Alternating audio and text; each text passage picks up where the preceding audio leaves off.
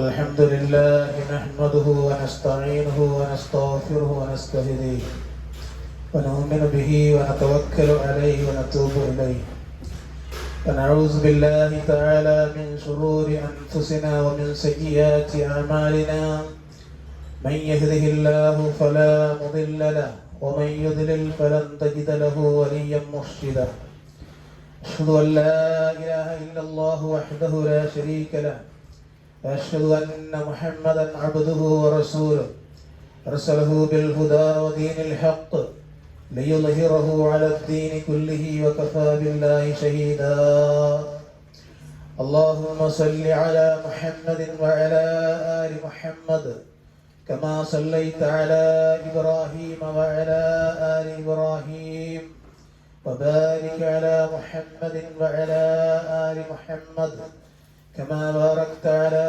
إبراهيم وعلى آل إبراهيم إنك حميد مجيد أما بعد فإن خير الكلام كلام الله وخير الحديث كتاب الله وخير الهدي هدي محمد صلى الله عليه وسلم وشر الأمور محدثاتها وكل محدثة بدعة وكل بدعة ضلالة وكل ضلالة في النار يا أيها الإخوان والأخوات أوصيكم ونفسي أولا بتقوى الله أعوذ بالله من الشيطان الرجيم يا أيها الذين آمنوا اتقوا الله حق تقاته فلا تموتن إلا وأنتم مسلمون يا أيها الذين آمنوا اتقوا الله وقولوا قولا سديدا يصلح لكم أعمالكم ويغفر لكم ذنوبكم ومن يطع الله ورسوله فقد فاز فوزا عظيما يا أيها الناس اتقوا ربكم الذي خلقكم من نفس واحدة وخلق منها زوجها بث منهما رجالا كثيرا ونساء واتقوا الله الذي تساءلون به والأرحام إن الله كان عليكم رقيبا بسم الله الرحمن الرحيم رب هب لي من الصالحين فبشرناه بغلام حليم ഏറെ ബഹുമാനമുള്ള സത്യവിശ്വാസികളെ സത്യവിശ്വാസിനികളെ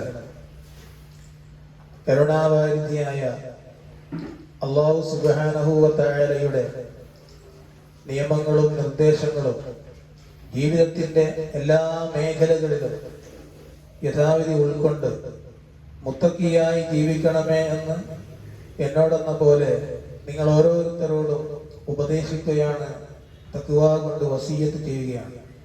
അല്ലാഹു സുബ്ഹാനഹു വ തആല യഥാർത്ഥത്തിലുള്ള ഈമാനും തഖ്വയും ഉൾക്കൊണ്ട് ജീവിക്കുന്ന മുത്തഖീങ്ങളിൽ നമ്മെ ഉൾപ്പെടുത്തി അനുഗ്രഹിക്കുമാറാവട്ടെ.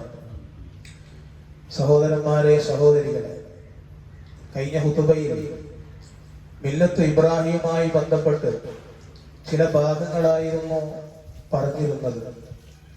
അതിനോട് അനുബന്ധമായി തന്നെ ഏതാനും ചില സംഗതികൾ ശ്രദ്ധയിൽപ്പെടുത്തുവാനാണ് ഇന്നത്തെ ഹുതുബ പ്രയോജനപ്പെടുത്തുന്നത്. പറയുവാനും കേൾക്കുവാനും അള്ളാഹു അനുഗ്രഹിക്കുമാറാവട്ടെ. ഇബ്രാഹിം അലൈഹിസ്സലാമിന്റെ പ്രബോധന പ്രവർത്തനങ്ങളുമായി ബന്ധപ്പെട്ട ചില സംഗതികൾ നമ്മൾ മനസ്സിലാക്കി. അതോടൊപ്പം തന്നെ നാം വായിക്കുമ്പോൾ ഇബ്രാഹിം നബി അലൈഹിസ്സലാമിന്റെ ജീവിതം ധാരാളം പരീക്ഷണങ്ങളിലൂടെ കടന്നുപോയ ജീവിതമായിരുന്നു. എന്നിട്ട് പോലും എല്ലാം അള്ളാഹുവിനെ സമർപ്പിക്കുവാൻ അദ്ദേഹത്തിന് സാധിച്ചു. അതിലൂടെ അള്ളാഹു സുബ്ഹാനഹു വ തആല അദ്ദേഹത്തെ മനുഷ്യന്മാരുടെ നേതാവാക്കി എന്ന് ഖുർആൻ പറയുന്നുണ്ട്. ഇബ്രാഹിം അലൈഹിസ്സലാം നേരിട്ട വലിയ പരീക്ഷണം എന്ന് പറയുന്നത് അത് അദ്ദേഹത്തിന്റെ ത്യാഗോജ്ജലമായ ഈമാനികമായ ആ ഐശ്വര്യം നമ്മൾക്ക് അവിടെ കാണുവാൻ സാധിക്കും. ഓരോ പരീക്ഷണങ്ങൾ വരുമ്പോഴും അള്ളാഹുവിൽ അടിയുറച്ച നിലപാടായിരുന്നു ഇബ്രാഹിം നബി അലൈഹി സ്വലാം സ്വീകരിച്ചത്. പരീക്ഷണങ്ങളെ ക്ഷമ കൊണ്ട് നേരിടുവാൻ അദ്ദേഹത്തിന് സാധിച്ചു.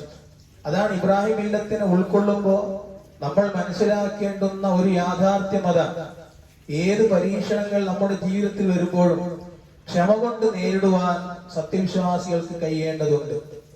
അല്ലാഹു സുബ്ഹാനഹു വ തആല ഇബ്രാഹിം അലൈഹിസ്സലാമിനോട് സമർപ്പിക്കണം എന്ന് ആവശ്യപ്പെട്ടു. ഇത് ഖാല ലഹു റബ്ബുഹു അസ്ലിം, നീ കീഴ്പ്പെടുക എന്ന് അദ്ദേഹത്തിന്റെ രക്ഷിതാവ് അദ്ദേഹത്തോട് പറഞ്ഞപ്പോ ഖാല അസ്ലംതു ലിറബ്ബിൽ ആലമീൻ, അദ്ദേഹം പറഞ്ഞു, ഞാൻ സർവ്വലോക രക്ഷിതാവായ അല്ലാഹുവിന് കീഴ്പ്പെട്ടിരിക്കുന്നു, ഞാൻ എല്ലാം സമർപ്പിച്ചിരിക്കുന്നു, എന്റെ എല്ലാം അല്ലാഹുവിന് സമർപ്പിച്ചു. ആ സമർപ്പണത്തിൽ പല ഭാഗങ്ങളുമുണ്ട്. അതിന്റെ എല്ലാ വശത്തിലേക്കും ഞാൻ കടക്കുന്നില്ല.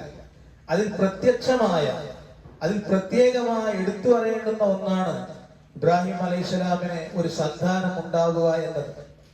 വിവാഹം കഴിഞ്ഞിട്ടും ഇബ്രാഹിം അലൈഹിസ്സലാമിന് പ്രായം എത്തിയ സന്ദർഭത്തിലാണ്, പ്രായാധിക്യം കൂടിയ സന്ദർഭത്തിലും കുഞ്ഞിന് വേണ്ടി അള്ളാഹുവിനോട് പ്രാർത്ഥിച്ചു. ഒരു സന്താനത്തെ ലഭിക്കാതിരിക്കുമ്പോൾ നമ്മുടെ സമൂഹം ചെയ്യുന്ന രീതിയല്ല പ്രവാചകന്മാർ സ്വീകരിച്ചിട്ടുള്ളത്. എന്നിട്ട് ഇബ്രാഹിം അലൈഹിസ്സലാം അവസാന സന്ദർഭത്തിൽ തന്റെ പിന്മുറക്കാരൻ അനിവാര്യമാണ് എന്ന് തോന്നുന്ന അർത്ഥത്തിൽ അള്ളാഹുവിനോട് പ്രാർത്ഥിച്ചു. അതാണ് ഞാൻ ഖുതുബയുടെ ആദ്യത്തിൽ നിങ്ങൾ ശ്രദ്ധയിൽപ്പെടുത്തിയ സൂക്തം. അദ്ദേഹം പ്രാർത്ഥിച്ചുള്ളത് ഖുർആൻ പറയുന്നത് എങ്ങനെയാണ്? റബ്ബി ഹബിലി മിനസ് സ്വാലിഹീൻ ഫബശ്ശർനാഹു ബിഗുലാമിൻ ഹലീം. അതാണ് അദ്ദേഹം പ്രാർത്ഥിച്ചത്. എന്റെ രക്ഷിതാവേ, സത്പുത്രരിൽ ഒരാളെ എനിക്ക് പുത്രനായി പ്രദാനം ചെയ്യണമേ, എനിക്ക് മകനെ തരണമേ എന്നല്ല, സത്പുത്രരിൽ ഒരാളെ എനിക്ക് പുത്രനായി തരണമേ എന്നാണ്. എനിക്ക് തരുന്നത് സജ്ജനങ്ങളിൽ ഉൾപ്പെട്ടതായി തീരണം എന്നാണ്. ഫബശ്ശർനാഹു ബിഗുലാമിൻ ഹലീം. അപ്പോൾ സഹനശീലനായ ഒരു കുഞ്ഞിനെ പറ്റി നാം അദ്ദേഹത്തിന് സന്തോഷ വാർത്ത അറിയിച്ചു. അതാ ഖുർആൻ പറയുന്നത്. സഹനശീലനായ ഒരു കുഞ്ഞ്. കഴിഞ്ഞ ഖുതുബയിൽ നമ്മൾ പറഞ്ഞു വെച്ചിരുന്നു, ഇന്ന ഇബ്രാഹിം ലഅവ്വാഹുൻ ഹലീം, സഹനശീലനായ പിതാവ് എന്നാണ് പറഞ്ഞിരുന്നു. അതേ അർത്ഥത്തിൽ തന്നെ സഹനശീലനായ ഒരു കുഞ്ഞിനെ അല്ലാഹു സുബ്ഹാനഹു വ തആല അദ്ദേഹത്തിന് സന്തോഷ വാർത്ത അറിയിച്ചു. അങ്ങനെയാണ് ഇസ്മായിൽ അലൈഹിസ്സലാം ജനിക്കുന്നത്. ഇസ്മായിൽ അലൈഹിസ്സലാം ജനിച്ചത് മുതൽ അവിടുന്ന് അങ്ങോട്ട് ഒരുപാട് സംഭവങ്ങൾ കടന്നു പോകുന്നുണ്ട്. ആ ഭാഗം ഞാൻ പരാമർശ വിധേയമാക്കുന്നില്ല. മറിച്ച് അത് നമ്മൾ മനസ്സിലാക്കേണ്ടത്, ഇസ്മായിൽ അലൈഹിസ്സലാം ഒരു പിതാവിന് തന്റെ മകനെ ഏറ്റവും കൂടുതൽ പ്രയോജനപ്പെടേണ്ട സമയത്ത്, ആ സമയത്താണ് പരീക്ഷണം പിന്നെയും വരുന്നത്. ഖുർആൻ എടുത്തു പറയുന്നുണ്ട്, എന്നിട്ട് ആ ബാലൻ അദ്ദേഹത്തോടൊപ്പം പ്രയത്നിക്കാനുള്ള സമയം എത്തിയപ്പോ, വാപ്പാന്റെ കൂടെ നിന്നിട്ട് പ്രയത്നിക്കുവാനുള്ള സമയം എത്തിയപ്പോ ഖാല, അദ്ദേഹം പറഞ്ഞു, ഇബ്രാഹിം അലൈഹിസ്സലാം പറയുകയാണ്, യാ ബുനയ്യ ഇന്നി അറാ ഫിൽ മനാമി അന്നി അസ്ബഹുക ഫൻദുർ മാദാ തറാ. കുഞ്ഞി മകനെ, ഇന്നി അറാ ഫിൽ മനാമി, ഞാൻ നിന്നെ സ്വപ്നത്തിൽ കണ്ടിരിക്കുന്നു, അന്നി അസ്ബഹുക, നിന്നെ അറുക്കണമെന്ന്. എന്ന് പറഞ്ഞാൽ ആരാണോ എനിക്ക് നിന്നെ തന്നത്, ആ രക്ഷിതാവിന് തന്നെ നിന്നെ തിരിച്ചു കൊടുക്കണമെന്ന് ഞാൻ സ്വപ്നം കണ്ടിരിക്കുന്നു. ഫൻദുർ മാദാ തറാ, അതുകൊണ്ട് നോക്കൂ, നീ എന്താണ് അഭിപ്രായപ്പെടുന്നത്, നിന്റെ അഭിപ്രായം എന്താ? ഒരു ഒതുങ്ങിയ സഹനശീലനായ ഒരു കുഞ്ഞിൽ നിന്ന് ഒരു വാപ്പ പ്രതീക്ഷിക്കുന്ന ഒരു അഭിപ്രായമാണ്. നീ എന്താണ് അഭിപ്രായപ്പെടുന്നത്? ഖുർആൻ ആ ഭാഗം എടുത്തു പറയുന്ന കാല അദ്ദേഹം പറഞ്ഞു, യാ അബതി ഇഫ്അൽ മാ തുമർ, എന്റെ പിതാവേ, എന്താണോ കൽപ്പിക്കപ്പെട്ടത് അതുപോലെ ചെയ്തു കൊള്ളുക. സതജിദുനി ഇൻഷാഅല്ലാഹു മിനസ് സ്വാബിരീൻ, അല്ലാഹു ഉദ്ദേശിക്കുന്ന വർഷം ക്ഷമാശീലരുടെ കൂട്ടത്തിൽ താങ്കൾക്ക് എന്നെ കണ്ടെത്തുന്നതാണ്. അതാണ് ക്ഷമയുള്ള നല്ലൊരു മകനായിട്ട് താങ്കൾക്ക് എന്നെ കാണാം. അതുകൊണ്ട് വാപ്പ എന്താണോ കണ്ടത് അതുപോലെ ചെയ്തു കൊള്ളുക എന്ന്. അങ്ങനെ ഇബ്രാഹിം നബി അലൈഹിസ്സലാം ഇസ്മായിൽ അലൈഹിസ്സലാമിനെയും കൂട്ടി ആ പ്രക്രിയക്ക് പോയപ്പോ, അതിന് മുതിർന്നപ്പോ, അങ്ങനെ അവർ ഇരുവരും കൽപ്പനക്ക് കീഴ്പ്പെടുകയും അവനെ നെറ്റിമേൽ ചെരിച്ച് കിടത്തുകയും ചെയ്ത സന്ദർഭത്തിൽ അങ്ങനെ കിടത്തുകയാണ്. വനാദൈനാഹു അയ്യാ ഇബ്രാഹിം, നാം വിളിച്ചു, ഹേ ഇബ്രാഹിം, ഖദ് സദ്ദഖ്ത റുയ, നീ ആ സ്വപ്നം അത് സാക്ഷാത്കരിച്ചിരിക്കുന്നു. എന്താണോ സ്വപ്നം കണ്ടത്, എന്താണോ നിന്നോട് പറഞ്ഞത്, അത് നീ പൂർത്തീകരിച്ചിരിക്കുന്നു. ഇന്നാ കദാലിക നജ്ദിൽ മുഹ്സിനീൻ, തീർച്ചയായും അപ്രകാരമാണ് സത്പുത്രർക്ക് നാം പ്രതിഫലം നൽകുന്നത്. അതുകൊണ്ട് ഇബ്രാഹിം അലൈഹിസ്സലാം, നീ ആ സ്വപ്നം ഇതാ നിറവേറ്റിയിരിക്കുന്നു. എന്നിട്ട് പറയാണ്, ഖുർആൻ എടുത്തു പറയണം ആ ഒരു കാര്യം എന്ന് പറയുന്നത്, ഇബ്രാഹിം അലൈഹിസ്സലാം ചെയ്തിട്ടുള്ള ആ ഒരു സംഗതി എന്ന് പറയുന്നത്, ഇന്ന ഹാദാ ലഹുവൽ ബലാഉൽ മുബീൻ, തീർച്ചയായും ഒരു സ്പഷ്ടമായ ഒരു പരീക്ഷണം തന്നെയാണ്. ഇത് വലിയൊരു പരീക്ഷണമാണ്. മകനെ ഉണ്ടാവുക, മകനെ ബലിയറുക്കുക, വലിയൊരു പരീക്ഷണമാണ്. എന്നിട്ട് ഇബ്രാഹിം അലൈഹിസ്സലാമിന് ആ ഒരു ദൗത്യം പൂർത്തീകരിക്കുവാൻ വേണ്ടി അല്ലാഹു സുബ്ഹാനഹു വ തആല ഒരു മൃഗത്തെ ഇറക്കി കൊടുക്കുകയാണ്. വഫദൈനാഹു ബിദ്ബിഹിൻ അലീം, അവന് പകരം ബലിയറുക്കാനായി മഹത്തായ ഒരു ബലിമൃഗത്തെ നാം നൽകുകയും ചെയ്തു. ഇബ്നു കസീർ അടക്കമുള്ള മുഫസ്സിറുകൾ വ്യാഖ്യാനിച്ചിട്ടുണ്ട്, ഇബ്രാഹിം അലൈഹിസ്സലാമിനെ അറുക്കുവാൻ വേണ്ടി ഒരു ആടിനെയാണ് കൊടുത്തിരുന്നത്, കബുഷ് എന്നാണ് പ്രയോഗിച്ചിട്ടുള്ളത്. അങ്ങനെ ഇബ്രാഹിം അലൈഹിസ്സലാം ആ ദൗത്യം പൂർത്തീകരിച്ചു. എന്നിട്ട് ഖുർആൻ പറയുന്നു, തറക്കനാ അലൈഹി ഫിൽ ആഖിരീൻ, പിൽക്കാലക്കാരിൽ അദ്ദേഹത്തിന്റെ സൽകീർത്തി നാം ഉയർത്തുകയും ചെയ്തു.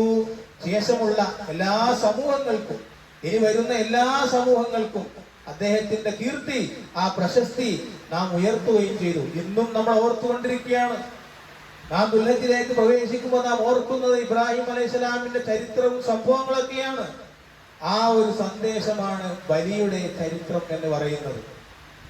അതിനാണ് നമ്മൾ ഉലുഹിയ്യത്ത് എന്ന് പറയുന്നത്. ഉലുഹിയ്യത്ത്, അറുക്കുക, ബലി അറുക്കുക.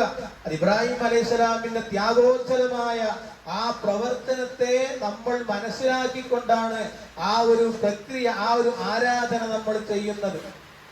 ഉലുഹിയ്യത്തിനെ സംബന്ധിച്ച് പറയുമ്പോൾ ഇന്ന് സമൂഹത്തിൽ അതിന് ഒരു വല്ലാത്തൊരു അവാന്തം വന്നിട്ടുണ്ട്. അതായത് ഇന്ന് ചില പണ്ഡിതന്മാർ സോഷ്യൽ മീഡിയയിൽ ഒന്ന് പറയുന്നുണ്ട്, അങ്ങനെ ഉലുഹിയ്യത്ത് അറക്കേണ്ടതൊന്നുമില്ല, അങ്ങനെ ഉലുഹിയ്യത്തൊന്നും അറക്കേണ്ടതില്ല. ആ ഉലുഹിയ്യത്ത് അറക്കുന്ന പണം ഏതെങ്കിലും പാവപ്പെട്ട വീടുണ്ടാക്കുവാനോ മറ്റേതെങ്കിലും സേവന പ്രവർത്തനങ്ങൾക്കോ ഒക്കെ ചെയ്താൽ മതി, ഒരു ഉരുവിന്റെ കഴുത്തിൽ കത്തിവെക്കേണ്ടതില്ല എന്നൊക്കെ ഇന്ന് മുസ്ലിം നാമധാരികളായ ചില പണ്ഡിതന്മാർ പറയുന്ന ഒരു പശ്ചാത്തലവും നമ്മൾ മനസ്സിലാക്കേണ്ടതുണ്ട്. പക്ഷേ ഇസ്ലാം ഏറ്റവും കൂടുതൽ പ്രാധാന്യപൂർവ്വം കാണുന്ന ഒരു ആരാധനയാണ് ഉലുഹിയ്യത്ത് എന്ന് പറയുന്നത്. ഈ ബലിയുടെ, ഇബ്രാഹിം അലൈഹിസ്സലാം ആ സമർപ്പിച്ചിട്ടുള്ള ബലിയുടെ സവിശേഷത എന്ന് പറയുന്നത് ആ ഉലുഹിയ്യത്തിലൂടെ നാം അത് പ്രഖ്യാപിക്കുകയാണ്. അള്ളാഹു അല്ലാത്ത മറ്റൊരാൾക്കും നൽകാൻ പാടില്ല. ബലി എന്ന് പറയുന്നത് അള്ളാഹു അല്ലാത്ത ഒരാളുടെ പേരിൽ നിർവഹിക്കാൻ പാടില്ല. വിശുദ്ധ ഖുർആനിലെ ഏറ്റവും ചെറിയ അധ്യായമാണ് സൂറത്തുൽ കൗസർ. ആ സൂറത്തുൽ കൗസറിന്റെ 2-ാമത്തെ ആയത്ത് ഇങ്ങനെയാണ്, ഫസല്ലി ലിറബ്ബിക വൻഹർ, ആകയാൽ നീ നിന്റെ രക്ഷിതാവിന് വേണ്ടി നമസ്കരിക്കുകയും ബലിയറുക്കുകയും ചെയ്യുക. നിന്റെ രക്ഷിതാവിന് വേണ്ടി നമസ്കരിക്കണം, എന്നിട്ട് ബലിയറുക്കുകയും ചെയ്യണം. അപ്പൊ നമസ്കാരവും ബലിയും അവിടെ അള്ളാഹു ബന്ധപ്പെടുത്തിയിരിക്കുകയാണ്. ഈ ബലിയെ കുറിച്ച് ഒന്നുകൂടെ നാം പറയുമ്പോൾ, പണ്ട് പൗരാണിക സമൂഹത്തിൽ, പുരാതന കാലഘട്ടത്തിലെ സമൂഹത്തിൽ ആ ജനങ്ങൾ അവരുടെ ദേവന്മാർക്ക് മൃഗങ്ങളെ ബലിയർപ്പിച്ചിരുന്നു. എന്നിട്ട് അതിന്റെ രക്തമെടുത്തുകൊണ്ട് അവയുടെ ശിരസ്മേൽ പുരട്ടിയിരുന്നു. അങ്ങനത്തെ ഒരു ആചാരം പുരാതന കാലഘട്ടത്തിൽ ഉണ്ടായിരുന്നു.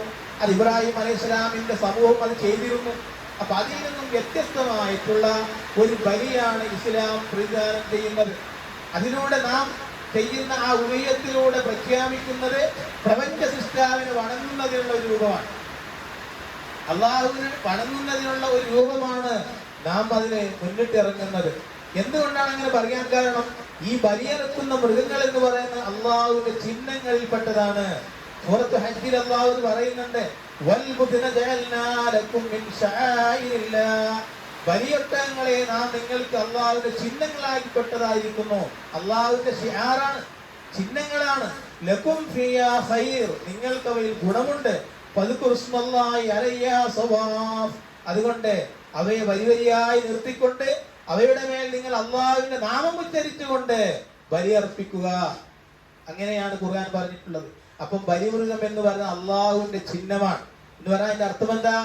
നാം കാണുന്ന ഒരു അള്ളാഹുവിന്റെ ചിഹ്നമാണ്, അതിനെ ആദരിക്കണം, അതിനോട് ബഹുമാനം ഉണ്ടാവണം എന്നതാണ്. അള്ളാഹുവിന്റെ അടയാളങ്ങളെ ആദരിക്കൽ നിർബന്ധവും തെക്കുവയുടെ ലക്ഷണവുമാണ്. അപ്പൊ അത് നമ്മുടെ ജീവിതത്തിൽ ഉണ്ടായിരിക്കണം. ഖുർആൻ എന്ന് പറയുന്നുണ്ട്, വമൻ യുഅല്ലിം ശആഇരിൽ ഇല്ലല്ലാഹ്, വല്ലവനും അല്ലാഹുവിന്റെ മതത്തെ നിങ്ങൾ ആദരിക്കുന്ന പക്ഷം ഫഇന്നഹാ മിൻ തഖ്വൽ ഖുലൂബ്, തീർച്ചയായും അത് ഹൃദയങ്ങളിലെ ധർമ്മനിഷ്ഠയിൽ ഉണ്ടാകുന്നത്രേ. നമ്മുടെ തെക്കുവ ഹൃദയത്തിലാണ്. അപ്പോ ഒരു ബലിമൃഗത്തെ ആദരിക്കുക, അതിനെ ഇഹ്സാൻ ചെയ്യുക എന്ന് പറയുന്നത് അവന്റെ തെക്കുവയിൽ നിന്നുണ്ടാകുന്ന ഒരു കാര്യമാണ്. അപ്പം ബലികർമ്മം എന്ന് പറയുന്നത് ഒരു നിസ്സാര സംഗതിയല്ല. ഉളുഹിയത്ത് എന്ന് പറയുന്നത് അത് കേവലം നമ്മളൊക്കെ ബലിയെറുക്കുന്ന ആളുകളാ, പക്ഷെ അതൊരു നിസ്സാരമായ സംഗതിയല്ല. അള്ളാഹുവിന് പരിപൂർണമായ ഒരു സമർപ്പണമാണ് ബലി നടത്തുമ്പോൾ നാം ഉദ്ദേശിക്കേണ്ടത്. ഒരുപാട് ഉരുണ്ട്, ഉരുവിന്റെ എണ്ണത്തിനനുസരിച്ച് ഞങ്ങൾ ഇത്ര അറുത്തു, മറ്റോ ഇത്ര അറുത്തു എന്ന് പറയുന്നതിനേക്കാൾ ഉപരിയായി അള്ളാഹുവിന് നമ്മൾ ചെയ്യുന്ന പരിപൂർണ സമർപ്പണമാണ് ആ ഒരു പ്രക്രിയ നിർവഹിക്കുമ്പോൾ നമ്മുടെ മനസ്സിൽ ഉണ്ടാവേണ്ടത്. ഇബ്രാഹിം നബി അലൈഹി സ്വലാമിന്റെ ബലിയെ കുറിച്ച് നാം മനസ്സിലാക്കുമ്പോൾ അതിന്റെ ആത്മാവായി കണക്കാക്കപ്പെടുന്നത് ഇബ്രാഹിം അലൈഹി സ്വലാം അത് തന്റെ മകനെ പോലും ചെയ്യണമെങ്കിൽ അത് കൃത്യമായി അവിടെ മനുഷ്യനെ ബലിയെറുക്കാൻ പാടില്ല. നരബലി ഇസ്ലാം എതിർത്തു. ഇന്ന് പല സ്ഥലങ്ങളിലും നരബലി ഉണ്ട്, പല മതസമൂഹങ്ങളിലും ഉണ്ട്, കുരുതിക്ക് കൊടുക്കലുണ്ട്. ഇതിലൊക്കെ വ്യത്യസ്തമായിക്കൊണ്ട് യഥാർത്ഥത്തിലുള്ള ആ ഉദുഹ്യത്തിന്റെ സന്ദേശം ഇബ്രാഹിം അലൈഹിസ്സലാമിന്റെ ചരിത്രത്തിലൂടെ വിശുദ്ധ ഖുർആൻ നമ്മൾക്ക് പഠിപ്പിച്ചു തന്നു. അപ്പൊ ഒരു കാര്യം ഇവിടെ വ്യക്തമാണ്, അള്ളാഹു നോക്കുന്നത് പ്രവർത്തനങ്ങളുടെ കാര്യത്തിലാണ്, വലിപ്പത്തിലേക്കല്ല. അതായത് ഒരു മനുഷ്യൻ അവൻ ചെയ്യുന്ന പ്രവർത്തനങ്ങളിൽ ആത്മാർത്ഥതയാണ് കുടിയിരിക്കേണ്ടത്. ആ ആത്മാർത്ഥത കുടിയിരിക്കുന്നത് അവന്റെ ഹൃദയത്തിലാണ്. അപ്പൊ ഒരാൾ ഉളിയത്ത് അറുത്തുകൊണ്ടിരിക്കുമ്പോ അവന്റെ മനസ്സിലുള്ള എല്ലാ കാര്യങ്ങളും അള്ളാഹു നോക്കുന്നവന്റെ ഈ പ്രവർത്തനം ആത്മാർത്ഥമായിട്ടാണോ ചെയ്യുന്നത് എന്നാണ്. അബൂ ഹുറൈറ റളിയല്ലാഹു നിവേദന ഹദീസിലുണ്ട്, റസൂലുള്ളാഹി സ്വല്ലല്ലാഹു അലൈഹി വസല്ലം പറയാൻ, നമ്മളൊക്കെ കേട്ട ഹദീസ, ഇന്നല്ലാഹ ലാ യൻദുറു ഇലാ സുവരിക്കും വ അംവാലിക്കും, തീർച്ചയായും അള്ളാഹു നിങ്ങളുടെ രൂപങ്ങളിലേക്കും സമ്പത്തിലേക്കും അല്ല നോക്കുന്നില്ല, വലാകിൻ യൻദുറു ഇലാ ഖുലൂബിക്കും വ അഅമാലിക്കും, തീർച്ചയായും അള്ളാഹു നോക്കുന്നത്, എങ്കിലും പടച്ചിറപ്പ് നോക്കുന്നത് ഇലാ ഖുലൂബിക്കും വ അഅമാലിക്കും, നിങ്ങളുടെ ഹൃദയങ്ങളിലേക്കും അതുപോലെ തന്നെ പ്രവർത്തനങ്ങളിലേക്കുമാണ്. റസൂലുള്ളാഹി സ്വല്ലല്ലാഹു അലൈഹി വസല്ലമ തന്റെ അനുയായികളെ വിളിച്ചു കൂട്ടി പറയുന്നുണ്ട്, അത്തഖ്വാ ഹാഹുനാ, അത്തഖ്വാ ഹാഹുനാ, ഇങ്ങനെ 3 പ്രാവശ്യം പറയുന്നുണ്ട്. എന്താ പറഞ്ഞാ തഖ്വ ഇവിടെയാണ് എന്ന് പറഞ്ഞാൽ ഹൃദയത്തിന്റെ നെഞ്ചിലേക്ക് ചൂണ്ടിക്കൊണ്ട് പ്രവാചകൻ പറയുന്ന തഖ്വ ഇവിടെയാണ് എന്ന് പറയാത്ത അർത്ഥം എല്ലാ പ്രവൃത്തി ചെയ്യുമ്പോഴും മനസ്സിലുള്ള തഖ്വ അത് ഒരിക്കലും നഷ്ടപ്പെടുത്തുന്ന രൂപത്തിൽ ആവരുത് എന്നാണ്. അപ്പൊ ബലിയുടെ ലക്ഷ്യം എന്ന് പറയുന്നത് അതാണ്, അള്ളാഹുവിനെ കൂടുതൽ സ്മരിക്കാനും തഖ്വയോടുകൂടിയുള്ള ജീവിതം കെട്ടിപ്പടുക്കുവാനും പരിപൂർണമായിട്ട് തന്റെ ജീവിതത്തെ സമർപ്പിക്കാനും അള്ളാഹുവിന് സമർപ്പിക്കുവാനും സാധിക്കുന്ന ഒരു വിഭാഗത്താണ്, ആരാധനയാണ് ഉളുഹിയത്തിലൂടെ നാം കൃത്യമായിട്ട് സമൂഹത്തിന് ബോധ്യപ്പെടുത്തി കൊടുക്കുന്നത്. അപ്പൊ പരിപൂർണമായി കീഴൊതുങ്ങുവാൻ വേണ്ടിയിട്ടാണ് അള്ളാഹ് ഓരോ സമൂഹത്തിനും പടച്ചിറപ്പ് അതിൻ്റെതായ മൻസക്ക് കൊടുത്തിട്ടുണ്ട്. വലികുല്ലി ഉമ്മത്തിൻ ജഅൽനാ മൻസക, ഓരോ സമുദായത്തിനും നാം ഓരോ ആരാധനകൾ നിശ്ചയിച്ചിട്ടുണ്ട്. ലിയദ്കുറുസ്മല്ലാഹി അലാ മാ റസഖഹും മിൻ ബഹീമത്തിൽ അൻആം, അവർക്ക് ഉപജീവനത്തിനായി അള്ളാഹു അവർക്ക് നൽകിയിട്ടുള്ള കന്നുകാലികളെ, നാൽക്കാലികളെ അവന്റെ നാമം ഉച്ചരിച്ചുകൊണ്ട് അവൻ അറുക്കുന്നതിന് വേണ്ടി എത്രയത്. എന്നിട്ട് പറയാ, അപ്പൊ ഇലാഹുക്കും ഇലാഹും വാഹിദ്, നിങ്ങളുടെ ദൈവം ഒന്ന് മാത്രമേ ഉള്ളൂ, ഒന്നാണ്. ഫലഹു അസ്ലിമു, അതിനാൽ അവന് മാത്രം നിങ്ങൾ കീഴ്പ്പെടുക. ഏത് പ്രവർത്തനം ചെയ്യുമ്പോഴും ഒക്കെ അള്ളാഹിന് സമർപ്പിക്കേ. വബശ്ശിരിൽ മുഖ്ബിതീൻ, നബിയെ വിനീതന്മാർക്ക് നീ സന്തോഷ വാർത്ത അറിയിക്കുക. അപ്പൊ ആയത്ത് അവസാനിപ്പിക്കുന്നത് ആ അറബി കൊണ്ട് തുടങ്ങിയിട്ട് വിനീതന്മാരായിട്ടുള്ള ആളുകളുണ്ടല്ലോ അവർക്ക് നീ സന്തോഷ വാർത്ത അറിയിക്കൂ നബിയെ. ഒരിക്കലും ഇരിയാവോ അല്ലെങ്കിൽ മനസ്സിലുള്ള എന്തെങ്കിലും ഒരു വലുതാകനോ ഇല്ലാതെ വിനീതമായ ആളുകൾക്ക് സന്തോഷ വാർത്ത അറിയിക്കും എന്നാണ്. ബലി കൊണ്ടുള്ള ലക്ഷ്യം ഇതാണ്. ഉദയത്തിലൂടെ നാം ലക്ഷ്യമാക്കുന്ന അള്ളാഹുവിലേക്കുള്ള സാമീപ്യമാണ്. പഠിച്ചവൻ നമ്മോട് കൂടുതൽ അടുക്കുവാനാണ് നാം അത് ആ ഒരു ആരാധനാ കർമ്മം ചെയ്യുമ്പോ നമ്മൾ ലക്ഷ്യമാക്കുന്നത്. അബ്ദുറഹ്മാൻ നാസിർ അസ്സഅദിയുടെ തഫ്സീർ അസ്സഅദിയിൽ സൂറത്തുൽ കൗസറിന്റെ 2ാമത്തെ വാക്ക് വസല്ലി റബ്ബിക വൻഹർ, നീ നിന്റെ രക്ഷിതാവിനെ നമസ്കരിക്കുകയും ബലിയർക്കുകയും ചെയ്യുക എന്ന ആയത്തിനെ ഉദ്ധരിച്ചുകൊണ്ട് അദ്ദേഹം വ്യാഖ്യാനിക്കുന്നുണ്ട്. ഈ രണ്ട് ആരാധനകളെ പ്രത്യേകമായി സ്മരിച്ചതിന്റെ കാരണം ഏതാ? രണ്ട് ആരാധന, ഒന്ന് നമസ്കാരം, മറ്റൊന്ന് ബലി ഉദ്ഹിയ്യത്ത്. ഇത് രണ്ടും അല്ലാഹ് സ്മരിച്ചതിന്റെ കാരണം എന്താണ്? ലിയന്നഹുമാ മിൻ അഫ്ളലിൽ ഇബാദാതി വഅജല്ലിൽ ഖുർബാത്ത്. അവ രണ്ടും ആരാധനകൾ ഏറ്റവും ശ്രേഷ്ഠമായതും റബ്ബിലേക്ക് ഉന്നതമായ സാമീപ്യം ലഭിക്കുന്നതുമാണ്. അപ്പോ വലിയ ഒരു കാര്യമാണ് ഈ ഉളിയത്തിലൂടെ നാം ചെയ്യുന്നത്. അപ്പൊ ഉളിയത്ത് എന്ന ആ ഒരു ആരാധനാ കർമ്മം നമ്മൾ ചെയ്യുമ്പോൾ വലിയൊരു സന്ദേശമാണ് സമൂഹത്തിൽ നാം കൊടുക്കുന്നത്. അപ്പോ അള്ളാഹുവിലേക്ക് അടുക്കുവാനുള്ള ഒരു വഴി നമസ്കാരം. നാം കൂടുതൽ അള്ളാഹുവിലേക്ക് അടുക്കുവാനുള്ളതാണ്. അതേപോലെ അതിനെ തൊട്ടടുത്താണ് അള്ളാഹു ബലിയെയും വൻഹർ നീ ബലിയർപ്പിക്കുക എന്നും പറഞ്ഞിട്ടുള്ളത്. എന്നിട്ട് അദ്ദേഹം ഒന്നുകൂടെ പറയുക, ബലിയിൽ അള്ളാഹുവിലേക്കുള്ള സാമീപ്യമാണുള്ളത്. അടിമയുടെ അടുത്ത് അറുക്കുവാൻ സാധ്യമായത് വെച്ച് ഏറ്റവും ഉത്കൃഷ്ടമായതിനെ അറുത്തുകൊണ്ട്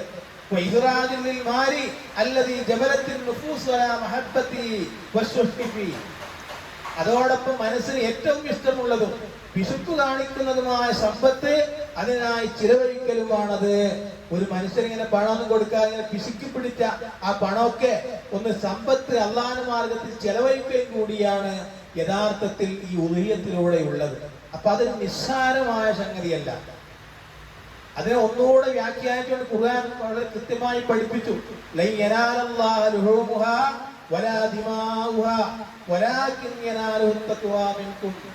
അള്ളാഹു നിങ്ങൾ ബലിയെടുത്ത ആ ബലിയുടെ ഉരുവിന്റെ മാംസമോ രക്തമോ അള്ളാഹുലേക്ക് എത്തുകയില്ല. എങ്കിലും നിങ്ങളുടെ തെക്കുവയാണ് അള്ളാഹുലേക്ക് എത്തുന്നത് എന്ന് പറഞ്ഞ അർത്ഥം എന്താ? ആ ഉരുവിനെ അറുക്കുമ്പോ നമ്മുടെ മനസ്സിലെന്താ ഉള്ളത്? ആ നമ്മുടെ മനസ്സിൽ എന്താ ഉള്ളത്? അതാണ് അള്ളാഹുവിലേക്ക് പ്രതിഫലം നൽകുന്നത് എന്ന. അപ്പം ദുൽഹിജ്ജ പറഞ്ഞു കഴിഞ്ഞാൽ ഏറ്റവും കൃത്യമായി നാം ചെയ്യുന്ന ഒന്നാണ് ഉളിയത്ത്. റസൂലുള്ളാഹി പറയാണ് അതിന്റെ പ്രാധാന്യത്തെ കുറിച്ച്, മൻ വജദ സഅതൻ ലിയൻ യുലഹിയ ഫലം യുലഹി ഫലം യഹ്ദുർ മുസല്ലാന. ഒരു മനുഷ്യന് കൈയുണ്ടായി ഉളിയത്ത് അറുക്കാൻ, എന്നിട്ട് അവൻ ഉളിയത്ത് അറുത്തില്ല, എന്നാൽ ഫലം യഹ്ദുർ മുസല്ലാന, നമ്മുടെ മുസല്ലയിലേക്ക് വരേണ്ടതില്ല എന്ന് പറഞ്ഞാൽ പെരുന്നാൾ നമസ്കാരത്തിന് പള്ളിയിലാണെങ്കിൽ അത് പള്ളിയിലേക്ക് പോകേണ്ടതില്ല, ഈദ്ഗാഹിലാണെങ്കിൽ അവിടേക്കും വരേണ്ടതില്ല എന്നാണ്. അപ്പോ അതിന്റെ പ്രാധാന്യമാണ് അത്. സ്വന്തം കുടുംബത്തിന് ജീവിക്കാനുള്ള ശേഷി കഴിച്ച് ഉളിയത്ത് അറുക്കാൻ പണം കൈയുള്ളവർ ഉളിയത്ത് അറുക്കണമെന്നാണ്. ആട് ആണെങ്കിൽ ഒരാൾ തനിച്ച്, മാടോ ഒട്ടകമാണെങ്കിൽ 7 പേർ.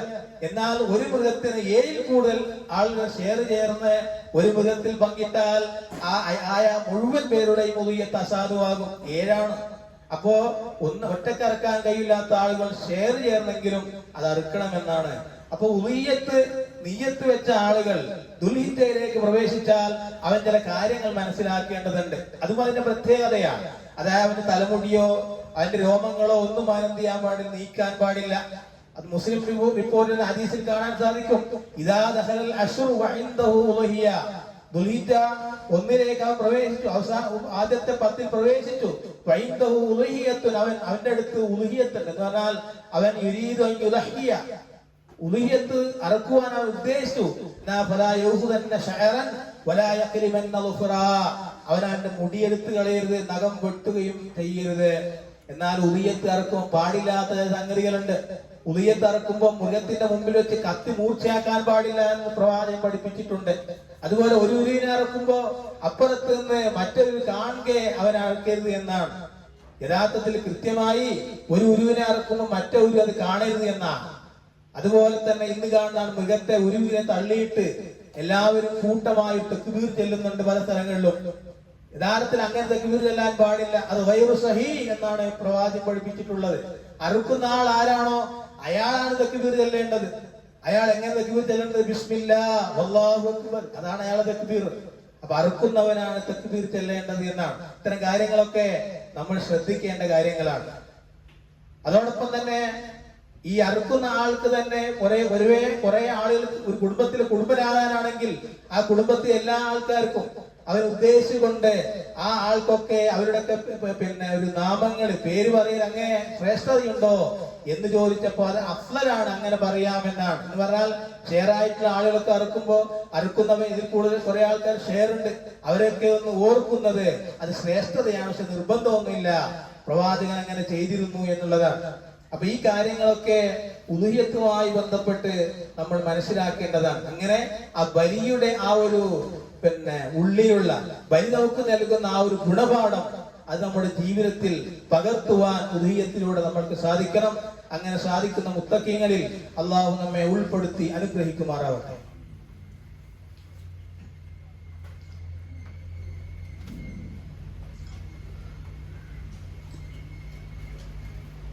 الحمدلله رب العالمين والعاقبة للمتقين ولا عدوان إلا على الظالمين. أصلي ونسلم على خاتم الأنبياء والمرسلين نبينا محمد وآله وصحبه أجمعين. أوصيكم ثانيا بتقوى الله يا أيها الذين آمنوا اتقوا الله حق تقاته فلا تموتن إلا وأنتم مسلمون. സഹോദരങ്ങളെ സഹോദരികളെ, രണ്ടാമത് തെക്ക് ഉൾക്കൊണ്ട് ജീവിക്കണമെന്ന് ഉണർത്തുകയാണ്, ഉപദേശിക്കുകയാണ്. ദുൽഹിജ്ജ 1 മുതൽ 10 വരെയുള്ള ദിനങ്ങൾ വളരെ ശ്രേഷ്ഠകരമായിട്ടുള്ള ദിനങ്ങളാണ്. എന്ന് പറഞ്ഞാൽ ഏറ്റവും കൂടുതൽ ഇബാദത്തുകൾ വർദ്ധിപ്പിക്കപ്പെടേണ്ട 10 ദിവസങ്ങളാണ്. എന്തൊക്കെ ഇബാദത്തുകൾ വർദ്ധിപ്പിക്കുവാൻ സാധിക്കുമോ അതൊക്കെ അവൻ വർദ്ധിപ്പിക്കണം. അൽ-ലയാലി അൽ-അശ്ർ, സൂറത്തുൽ ഫജ്ർ, വലയാലിൻ അശ്ർ, 10 രാത്രികൾ തന്നെ സത്യം എന്ന് പറഞ്ഞുകൊണ്ട് ആ പറയുന്ന ലയാലിൽ അശ്റിനെ ഉദ്ദേശിച്ചുകൊണ്ട് ഇബ്നു കസീർ റിപ്പോർട്ട് ചെയ്യുന്നുണ്ട് അൽ മുറാദു ബി അശ്റു ദുൽഹിജ്ജ, അതുകൊണ്ട് ഉദ്ദേശിക്കുന്ന ദുൽഹിജ്ജയിലെ ആദ്യത്തെ 10 ദിവസങ്ങളാണ്. അത് ഇബ്നു അബ്ബാസും അതുപോലെ ഇബ്നു സുബൈറും അതുപോലെ തന്നെ മറ്റു പണ്ഡിതന്മാരൊക്കെ അത് രേഖപ്പെടുത്തിയിട്ടുണ്ട്. അപ്പൊ ഈ 10 ദിനങ്ങളെ ഒരു സത്യവിശ്വാസി എങ്ങനെയാണ് ചെയ്യേണ്ടത് എന്നതിനെ കുറിച്ച് നാം മനസ്സിലാക്കണം. ഒന്നാമത്തത് ഫഹാദൽ അശ്റു ഖദ് ഖീല, ഈ 10 ദിനങ്ങൾ പറയപ്പെട്ടിട്ടുണ്ട്. ഇന്ന അഫ്ളൽ അയ്യാമിസ് സന, ഒരു വർഷത്തെ ഏറ്റവും ശ്രേഷ്ഠമായ ദിനങ്ങളാണ് അത്, ഒരു വർഷത്തിൽ നിന്നുള്ള ആ 10 ദിനങ്ങൾ എന്ന് പറയുന്നത്. അപ്പോ ആ ദിവസങ്ങൾ നമ്മൾ എന്താ ചെയ്യേണ്ടത്? ആ ചെയ്യുന്ന ദിവസങ്ങൾ എന്ന് പറയുന്നത് ഇബാദത്തുകൾ വർദ്ധിപ്പിക്കുക, സ്വലാത്തുകൾ വർദ്ധിപ്പിക്കുക, ഖുർആൻ പാരായണം ചെയ്യുക, ജമാഅത്ത് നമസ്കാരങ്ങൾ നമസ്കരിക്കുക. എന്ന് പറഞ്ഞാൽ റമദാനിലെ അവസാനത്തെ 10 ദിവസങ്ങളെക്കാൾ ശ്രേഷ്ഠതയുണ്ട് എന്ന് പോലും ഹദീസ് പണ്ഡിതന്മാർ രേഖപ്പെടുത്തിയിട്ടുണ്ട്. എന്തുകൊണ്ടാണ് അങ്ങനെ പറയാൻ കാരണം? ഇബ്നു ഹജർ അൽ അസ്ഖലാനി ഫത്ഹുൽ ബാരിയിൽ ഇങ്ങനെ പറയുന്നുണ്ട്. എന്താ പറയുന്നത്? വല്ലദീ യദ്ഹറു അന്ന സവ ഇംതിഹാദിൽ ദുൽഹിജ്ജ, അശ്റു ദുൽഹിജ്ജ, ദുൽഹിജ്ജയിലെ 10 ദിനങ്ങളുടെ പ്രത്യേകത എന്ന് പറയുന്നത് ലിമകാനി ഇജ്തിമാഇൽ ഉമ്മഹാത്തിൽ ഇബാദത്തി ഫീ, ഒരു സമൂഹത്തിന്റെ അടിസ്ഥാനമായ എല്ലാ ഇബാദത്തും ഒരുമിച്ച് വരുന്ന ദിനങ്ങളാണ്. ഏതൊക്കെ? അപ്പൊ എന്തൊക്കെയുണ്ട്? നമസ്കാരമുണ്ട്, നോമ്പുണ്ട്, ദാനധർമ്മങ്ങളുണ്ട്, ഹജ്ജ് ഉണ്ട്. ഇതൊക്കെ ഒരുമിച്ച് വരുന്ന ദിനങ്ങളാണ് അത്. മറ്റൊരു ദിനത്തിലും ഇങ്ങനെ ഒരുമിച്ച് വരുന്നില്ല, മറ്റൊരു മാസങ്ങളിലൊന്നും. അപ്പൊ അതുകൊണ്ട് ആ ദുൽഹിജ്ജ 1 മുതൽ 10 വരെ മാസം കണ്ടു കഴിഞ്ഞാൽ ആ 10 ദിനങ്ങളിലും നാം അത് വളരെ ശ്രദ്ധയോടുകൂടി നാം ഉപയോഗപ്പെടുത്തേണ്ടതുണ്ട്. എന്ന് പറഞ്ഞാൽ നമ്മുടെ ഇബാദത്തുകൾ നഷ്ടപ്പെടുത്താതെ കൂടുതൽ ഇബാദത്ത് ചെയ്യുവാൻ നമ്മൾ മുന്നോട്ട് വരേണ്ടതുണ്ട്. അബൂ ഇബ്നു അബ്ബാസ് റളിയല്ലാഹു അൻഹു റിപ്പോർട്ട് ചെയ്യുന്ന ഹദീസിൽ നബി സല്ലല്ലാഹു അലൈഹി വസല്ലം പറയുകയാണ്, പ്രവാചകൻ ചോദിച്ചു, മൽ അമലു ഫീ അയ്യാമിൽ അശ്ർ, 10 ദിവസങ്ങളിലെ അമൽ എന്താണ്? അഫ്ളലു മിനൽ അമലി ഫീ ഹാദി, ദുൽഹിജ്ജയിലെ 10 ദിനത്തിലെ കർമ്മങ്ങളെക്കാൾ പുണ്യമേറിയ മറ്റു കർമ്മമില്ല. അപ്പൊ അവർ സഹാബത്ത് ചോദിച്ചു, വൽ ജിഹാദ്, ജിഹാദും ഇല്ലേ? കാലത്ത് നബി പറഞ്ഞു, വൽ ജിഹാദ്, ജിഹാദുമില്ല. എന്നാൽ ജിഹാദിനേക്കാളും ശ്രേഷ്ഠതയുണ്ട്. എന്നിട്ട് പ്രവാചകൻ പറയാണ്, ഇല്ലാ റജുലുൻ, ഒരു മനുഷ്യന്റെ കാര്യത്തിലൊഴികെ ഖറജ യുഹാദിറു നഫ്സിഹി വമാലി, അവന്റെ സമ്പത്ത് കൊണ്ടും ശരീരം കൊണ്ടും ശത്രുവിനെ നേരിടാൻ വേണ്ടി പോയ ഒരു മനുഷ്യൻ, എന്നിട്ടോ ഫലം യർജി ബിശൈഇൻ, അതിൽ നിന്ന് ഒന്നും അവൻ തിരിച്ചു കൊണ്ടുവന്നില്ല. എന്ന് പറഞ്ഞാൽ അവൻ ഷഹീദായി. അവൻ ഒഴികെ ബാക്കിയുള്ള എല്ലാ ജിഹാദിനേക്കാളും പ്രാധാന്യമുള്ള ദിനങ്ങളാണ് ദുൽഹിജ്ജ 1 മുതൽ 10 വരെയുള്ള ദിനങ്ങൾ. എന്നിട്ട് പ്രവാചകൻ പഠിപ്പിച്ചു, ഇത് ചെയ്യണം. ഫാക്സിറൂ ഫീഹിന്ന മിനത് തഹ്ലീലി വത്തക്ബീരി വത്തഹ്മീദ്. ആ ദിനങ്ങളിൽ നീ തഹ്ലീൽ ലാ ഇലാഹ ഇല്ലല്ലാഹ് അധികരിപ്പിക്കണം, വത്തക്ബീരി അല്ലാഹു അക്ബർ അധികരിപ്പിക്കണം, വത്തഹ്മീദി അതുപോലെ തന്നെ സുബ്ഹാനല്ലാഹ് എന്നും അധികരിപ്പിക്കണം. അപ്പോ പെരുന്നാളിന്റെ അന്നല്ല തക്ബീർ ചൊല്ലേണ്ടത്. ആ ദിവസങ്ങളിലും എല്ലാ ദിവസങ്ങളിലും ഒരു മനുഷ്യർക്ക് തക്ബീർ ചെല്ലാം എന്നുള്ളതാണ്. എന്ന് പറഞ്ഞാൽ അതൊക്കെ അധികരിപ്പിക്കുന്ന ഒരു മനുഷ്യന് കൂടുതൽ ഇബാദത്ത് ചെയ്യുവാൻ സന്നദ്ധമാകേണ്ടതുണ്ട് എന്നാണ്. എന്ന് പറഞ്ഞാൽ ഈ ഒരു 10 ദിനം എന്ന് പറയുന്നത് ആ ദിനം റമദാനിലെ അവസാനത്തെ 10-നേക്കാൾ ശ്രേഷ്ഠതയുണ്ട് എന്ന് പറയുമ്പോ ഈ 10 ദിനത്തെ ഇബാദത്തുകൾ കൊണ്ട് നമ്മൾ സജ്ജമാക്കേണ്ടതുണ്ട്. 1 മുതൽ 9 വരെ നോമ്പെടുക്കാം. അത് ചെയ്യുന്ന കാര്യങ്ങളാണ്. നോമ്പ് നിൽക്കുന്നവൻ, അതാണ് നേരത്തെ പറഞ്ഞില്ലേ, നോമ്പതിനുണ്ട് എന്ന് പറഞ്ഞാൽ അങ്ങനെ ചെയ്യാം. അതുപോലെ ഖുർആൻ പാരായണം, ജമാഅത്ത് നമസ്കാരം, ദിക്ർ ചൊല്ലൽ, എന്തൊക്കെ നന്മകളുണ്ടോ ആ നന്മകളൊക്കെ ഈ 10 ദിനങ്ങളിൽ മനുഷ്യൻ ചെയ്യുക എന്നത് അവന്റെ ഹിസാബില് അള്ളാഹുവിന്റെ അടുത്ത് ചെല്ലുമ്പോ ആ വിചാരണ ചെയ്യുമ്പോ ഒക്കെ അവന്റെ ആ കണക്കിൽ വലിയ കണക്ക് പുസ്തകത്തിൽ വലിയ ഫലം നൽകുന്ന കാര്യങ്ങളാണ് എന്നുകൂടെ നിങ്ങൾ മനസ്സിലാക്കേണ്ടതുണ്ട്. മുൻഗാമികളായ ആളുകൾ അതിന് വളരെയധികം സ്ഥാനം നൽകിയിട്ടുണ്ട്. ഒരുപാട് ഉദാഹരണങ്ങളുണ്ട്. ഒന്ന് മാത്രം പറയാം. സയ്യിദ് ജുബൈർ റളിയല്ലാഹു അൻഹു പറയുന്ന ഒരു വാക്കുണ്ട്. അദ്ദേഹം പറയാണ്, ലാ തുത്ഫിയു സുർജക്കും ലയാലിൽ അശ്ർ. ഈ 10 രാവുകളിൽ നിങ്ങൾ വിളക്കുകൾ അണക്കരുത്. അദ്ദേഹം കുടുംബത്തോട് പറയാ, ഇബാദ, അതായത് ആ സമയം ഇബാദത്ത് എടുക്കുവാൻ വേണ്ടി, ജാഗ്രതയോടുകൂടി ഇബാദത്ത് കർമ്മം നിർവഹിക്കാൻ വേണ്ടി, വയഖൂലു നിങ്ങളുടെ വീട്ടുകാരെ ഉണർത്തുകയും ചെയ്യുക എന്ന് അദ്ദേഹം പറയാറുണ്ട്. അറഫയിൽ നോമ്പെടുക്കുവാനായി, അറഫാന്റെ നോമ്പെടുക്കുവാനായി കുടുംബത്തക്കം വിളിച്ച് ഉണർത്തണമെന്ന് പറയാറുണ്ട് എന്നാണ്. അപ്പൊ ചുരുക്കി മനസ്സിലാക്കിയാൽ ഒരുപാട് പവിത്രതകള്, പുണ്യങ്ങള് ഈ ഒരു ദിനങ്ങൾക്കുണ്ട്. ഹദീസുകളിൽ ഒരുപാട് ഹദീസുകളുണ്ട്, ഒരുപാട് ചരിത്രങ്ങളുണ്ട്. പിന്നെ മുൻഗാമികളായ ആളുകൾ ചെയ്തിട്ടുള്ള ഒരുപാട് സേവനങ്ങൾ നമുക്ക് കാണാൻ സാധിക്കും. ഇതൊക്കെ നമ്മുടെ ജീവിതത്തിൽ നമ്മൾ പകർത്തേണ്ടതുണ്ട്. അല്ലാഹു സുബ്ഹാനഹു വ തആല നമുക്ക് തന്ന ആയുസ് വളരെ ചുരുങ്ങിയാണ്. ഒരു മനുഷ്യനെ സംബന്ധിച്ചിടത്തോളം അവന് കിട്ടുന്ന ആയുസ് എന്ന് പറയുന്നത് വളരെ തുച്ഛമാണ്. ആ ആയുസ്സിൽ അവനിക്ക് കിട്ടുന്നതനുസരിച്ച് എന്തെല്ലാം നന്മ ചെയ്യാൻ പറ്റുമോ ആ നന്മ മുഴുവൻ ചെയ്യേണ്ടതുണ്ട് എന്നാണ്. എങ്കിൽ മാത്രമേ രക്ഷപ്പെടാൻ കഴിയുകയുള്ളൂ. കാരണം ഇതൊക്കെ എനിക്ക് എന്റെ ഇങ്ങനെ ചിന്തിക്കുന്ന ആളുകളുണ്ട്. എന്റെ ഈ ഒരു പരിപാടികളൊക്കെ, എന്റെ ഈ തൽക്കാല തിരക്കുകളൊക്കെ ഒന്ന് കഴിയട്ടെ, എന്നിട്ട് സുഖമായിട്ട് ഇബാദത്ത് ചെയ്യാം എന്ന് വിചാരിച്ച് നമ്മൾ ആലോചിക്കുമ്പോ അള്ളാഹു ആ മനുഷ്യനെ തിരിച്ചു വിളിച്ചു കൊണ്ടുപോകും. ഇതാണ് മനുഷ്യന്റെ കാര്യം. അപ്പൊ കിട്ടുന്ന സന്ദർഭങ്ങളെ പരമാവധി നന്മ ഉണ്ടാക്കാൻ ശ്രമിക്കുക. വേറൊരാൾ നന്മ ഉണ്ടാക്കിയോ എന്നല്ല നമ്മൾ നോക്കേണ്ടത്. നാളെ അള്ളാഹു ഓരോരുത്തരോട് ചോദിക്കുക, നീ ചെയ്തോ, നീ എന്താ ചെയ്തത്, ഇതാ ചോദിക്കുക. ഓരോരുത്തരുടെ പുസ്തകം ഓരോരുത്തർക്ക് വായിക്കാനുള്ളത്, മറ്റുള്ളവന്റെ പുസ്തകമല്ല. അതുകൊണ്ട് ഈ ബോധമൊക്കെ ഉൾക്കൊണ്ടുകൊണ്ട് നമ്മൾക്ക് കൂടുതൽ പുണ്യമുള്ള രാവുകളൊക്കെ വരുമ്പോ നമ്മൾ കൂടുതൽ ഇബാദത്ത് സജ്ജരാക്കി, ഉറക്കത്തെ ഒന്ന് നിയന്ത്രിച്ച് കൂടുതലായി അള്ളാഹുവിൽ പാപമോചനം അർപ്പിക്കുവാനും ചെയ്ത തെറ്റുകളൊക്കെ പൊറുക്കുവാനും അതിനുള്ള പശ്ചാത്താപത്തോടുകൂടി അള്ളാഹുവിനെ അടുക്കുവാനൊക്കെ നമ്മൾ തയ്യാറാവുക. അങ്ങനെ ആകുമ്പോഴാണ് നമ്മൾക്ക് അതിന്റെ വിശ്വാസത്തിന്റെ ആ സമർപ്പണത്തിന്റെ മാധുര്യം അനുഭവിക്കുവാൻ സാധിക്കുന്നത്. ആ രൂപത്തിൽ കാര്യങ്ങൾ മനസ്സിലാക്കുവാനും പടച്ചവനോട് അടുക്കുവാനും നന്മകൾ ചെയ്യുവാനും അള്ളാഹു നമുക്ക് ദീർഘായുസ്സും ആഫിയത്തും ആരോഗ്യവും നൽകി അനുഗ്രഹിക്കുമാറാവട്ടെ. അള്ളാഹുവെ, ഞങ്ങൾ വന്നുപോയിട്ടുള്ള എല്ലാ തെറ്റുകുറ്റങ്ങളും വിട്ടുപുറത്ത് മാഫാക്കി തരണമേ തമ്പുരാനെ. അള്ളാഹുവെ, പ്രയാസങ്ങളും ദുരിതങ്ങളും കഷ്ടപ്പാടുകളും കൊണ്ട് ഞങ്ങളെ പരീക്ഷിക്കരുതേ തമ്പുരാനെ. അള്ളാഹുവെ, ഞങ്ങളുടെ ജോലികളില്, ഞങ്ങളുടെ കച്ചവടങ്ങളില് നീ ബറക്കത്ത് അനുഗ്രഹിക്കണമേ തമ്പുരാനെ. അള്ളാഹുവെ, വ്യത്യസ്തമായ ഇടങ്ങളിൽ ജോലികൾ ചെയ്യുന്ന ആളുകളുണ്ട്. അള്ളാഹുവെ, എല്ലാവരുടെ ജോലിയിലും നീ ബറക്കത്ത് നൽകി അനുഗ്രഹിക്കണമേ തമ്പുരാനെ. പടച്ചറബേ, മാറാവ്യാധികളായ രോഗങ്ങളെ കൊണ്ട് ഞങ്ങൾ നീ പരീക്ഷിക്കരുതേ തമ്പുരാനെ. അള്ളാഹു, പ്രയാസങ്ങളിൽ നിന്ന് ദുരിതങ്ങളിൽ നിന്ന് ഞങ്ങൾ നീ രക്ഷപ്പെടുത്തണമേ തമ്പുരാനെ. അള്ളാഹുവെ, ഞങ്ങളുടെ മക്കളെ നന്നാക്കണമേ തമ്പുരാനെ. അള്ളാഹുവെ, ഇബ്രാഹിം മില്ലത്ത് പൂർണ്ണമായും ഉൾക്കൊണ്ട് ജീവിതത്തെ ധന്യമാക്കുന്നതിന്റെ കൂട്ടത്തിൽ ഞങ്ങളെ നീ ഉൾപ്പെടുത്തി അനുഗ്രഹിക്കണമേ തമ്പുരാനെ. ربنا آتنا في الدنيا حسنة وفي الآخرة حسنة وقنا عذاب النار.